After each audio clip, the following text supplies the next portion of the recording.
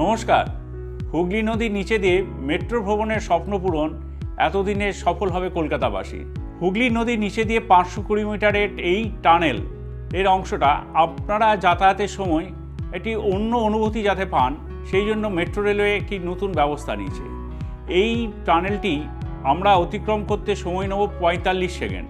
এই যাত্রাপথকে সুন্দর ও স্মরণীয় করে রাখতে মেট্রো কর্তৃপক্ষ বিশেষ উদ্যোগ নিয়েছে। হুগলি নদীর নিচে দিয়ে এই টানেলের অংশটি ঘন নীল আলোয় আমরা সজ্জিত করতে চলেছি। ট্রেন এই অংশের মধ্যে দিয়ে যখন যাবে তখন যাত্রীদের মনে হবে ঘন নীল জলরাশির মধ্যে দিয়ে আমরা যাচ্ছি। চারপাশে খেলে বেড়াবে বড় বড় মাছ, সমস্তটা আলোয় সাজানো হচ্ছে। এছাড়া ট্রেনের মধ্যে শব্দের সাহায্যে আমরা ফুটিয়ে তোলার চেষ্টা করব নদীর নিচের আবহ। আশা করি আপনাদের এটি ভালো লাগবে। আমরা এই ভিডিওটি আপনাদের সামনে আনতে চলেছি একটু কার্টুন রেজার হিসেবে।